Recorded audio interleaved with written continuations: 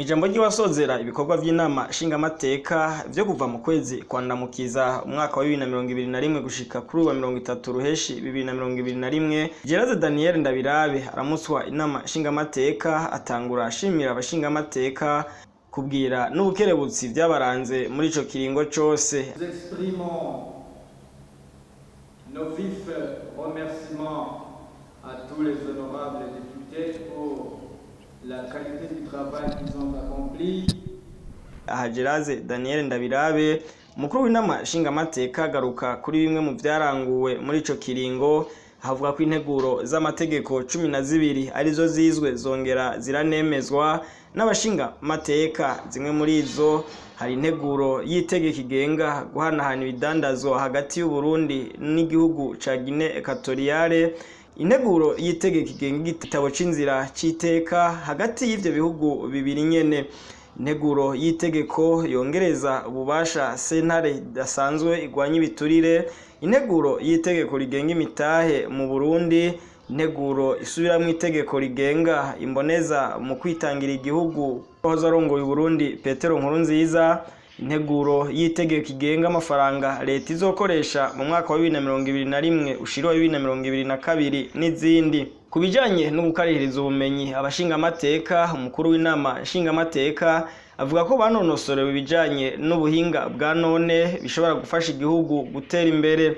Mu bijanye no gukurikirana kw'ibikorwa vya leta vyifashe, waramutswe inama nshingamateka avuga ko mu kwezi kwa Ndamukiza hashikirijwe n'umushikiranganje wa mbere wa leta y'u Burundi ivyo leta yaranguye mu gice ca mbere c'umwaka wa 2020 ushira 2021, kandi ko ku ruhande rw'inama nshingamateka zahakozwe ingendo zo kwishikira ku rubuga kuraba ubuzima abo baserukira babayemwo. Gélase Daniel NDABIRABE avuga kandi ko abashingamateka bakiriye muri ico kiringo abashikiranganje babiri bashasha bari binjiye muri ayo mabanga. Abo nabo akaba ari Dr François Havyarimana aramutswe ubushikiranganje bw'indero n'ubushakashatsi, hamwe na Kapitoline niho arongoye ubushikiranganje bw'ubudandaji, gutwara abantu n'ibintu, amahinguriro hamwe n'ingenzi. Akongera koko inama nshingamateka yashikirijwe ivyegeranyo vy'ivyaranguwe mu kiringo c'umwaka n'urwego rw'umuhuza w'abarundi hamwe n'umukuru w'umugwi w'igihugu wigenga ujejwe agateka kazina muntu CNIDH.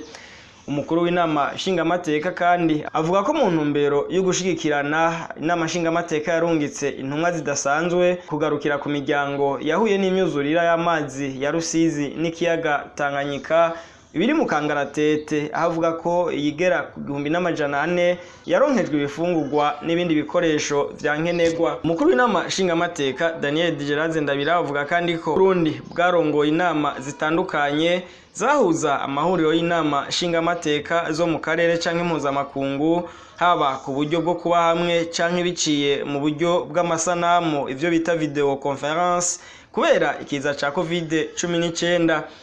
Gélase Daniel NDABIRABE arongoye inama nshingamateka akaba yasozereye yifuriza abashingamateka akaruhuko keza, ariko abibutsa ko kubaye guhindura imirimo gusa ntibace bibagira ico bajejwe, ahubwo kabe nyabuna akaryo keza kugushikira abo bajejwe guserukira kugira ngo babaganirire akababakiye, kuko ngo agahaze katabuze. Nous saisissons cette opportunité